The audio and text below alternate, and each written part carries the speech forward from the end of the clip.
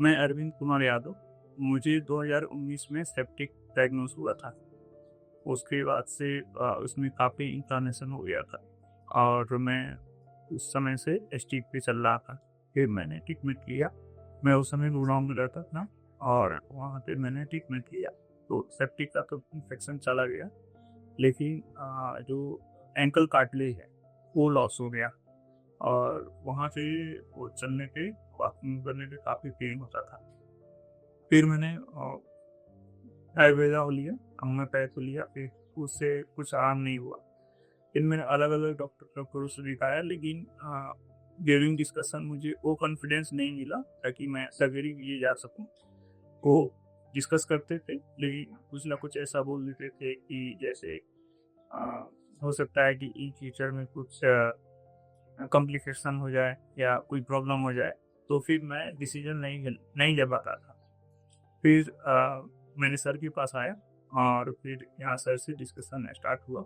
Sir ने पूरा review किया, डॉक्टर अपूर्व मेहरा, उन्होंने रिव्यू किया मेरे केस को और उन्होंने मुझे कॉन्फिडेंस दिया कि अभी आप सर्जरी नहीं करवाओगे तो फिर कुछ दिन के बाद आपके पास क्या क्या कॉम्प्लिकेशन आ सकती है, और सर्जरी कराने के बाद आप एक तो नॉर्मल वॉकिंग करोगे और फिर आप बाजू से ये नहीं है, तो क्योंकि मेरा तो पैर का मूवमेंट नहीं हो रहा जिसके चलते, और सबसे ज़्यादा प्रेशर मेरा लेफ्ट पैर भी रहता था, तो मेरा यहाँ भी लेफ्ट पैर के एक्सरसाइज भी लेना स्टार्ट हो गया था। तो वो धीरे धीरे मेरी बाकी के बोन भी घिस रहे थे। तो फिर ने सर ने डिटेल में समझाया और उन्होंने बोला कि आप सर्जरी करवाओ और 4 मंथ में आप वॉकिंग करना शुरू कर दोगे। उस समय मैं ठीक से चलता था।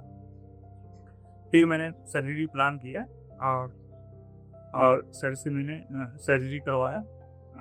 उसके बाद से रिकवरी के लिए सर ने बोला था कि वो 3 मंथ का टाइम लगेगा। 3 मंथ तक आपको जैसे पैर को नीचे नहीं रखना, ठीक है, आपको जैसे वाकर से चलना है, पैर को हवा में रखना है। लेकिन सर्जरी के बाद फिर time to time sir review के लिए बुलाते हैं। मैं आया तो 2 मंथ में ही मेरी रिकवरी हो गई और 2 मंथ के बाद सर ने वाटर रिव्यू करवा दिया और मैं फुल बियरिंग के साथ चलने लगा, तो मेरा रिकवरी टाइम से पहले हो गया। उसके बाद से फिर सर का मैंने एडवाइस फॉलो किया और एडवाइस जो भी उन्होंने मेडिसिन प्रिस्क्राइब किया और जो भी उन्होंने मुझे एडवाइस दिया उसको मैंने फॉलो किया और 3 मंथ के बाद मेरी रिकवरी हो गई। अब मुझे जितना चलना होता है मैं उतना चलता हूँ और बिना किसी सपोर्ट के। इवन मैं स्टेयर भी यूज़ करता हूँ चढ़ना उतरना, तो मुझे कोई प्रॉब्लम नहीं होती है और मैं अपना जो डेली रूटीन है वो मैं फॉलो करता हूँ, जैसे ऑफिस जाना, मार्केट करना, या जो एक नॉर्मल लाइफ में जितना हम लोग चलते हैं उतना मैं अपना काम कर लेता हूँ और मुझे कोई प्रॉब्लम नहीं है। और मैंने 11 सितंबर से पेन किलर नहीं लिया है। इवन सर ने प्रिस्क्राइब किया था कि आप SOS में ले सकते हो, लेकिन उसके बाद से मुझे उसकी नीड नहीं पड़ी। मैं वॉकिंग करता हूँ, थोड़ा बहुत पेन होता है, फिर थोड़ा सा रिलैक्स करता हूँ, तो फिर वो नॉर्मल है और धीरे धीरे वो टाइम टू टाइम वो डिक्रीज होते जाता है। सर्जरी के पहले मेरे माइंड में बहुत सारे क्वेश्चन थे और हाल ही में बहुत सारे डॉक्टरों से रिव्यू लिया था, तो कुछ डॉक्टरों ने बोला था कि आप अभी से चल नहीं पाओगे, ये आपका फिक्स हो जाएगा और फिर आप घुटने के बल से ऐसे पैर को घुटनों से उठाओगे और ऐसे फेंकते हुए चलोगे।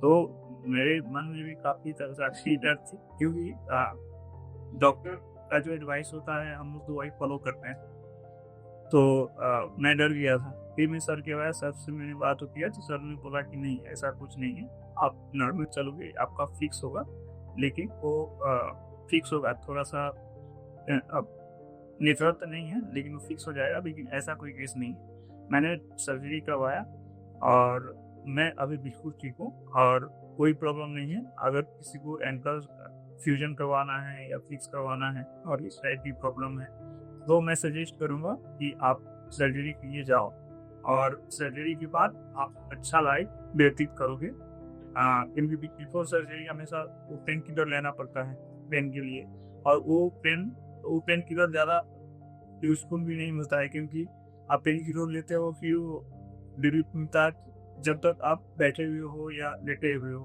फिर आप चलना स्टार्ट करोगे तो फिर पेन स्टार्ट होगा, तो पेन किलर उतना कारगर नहीं होता है।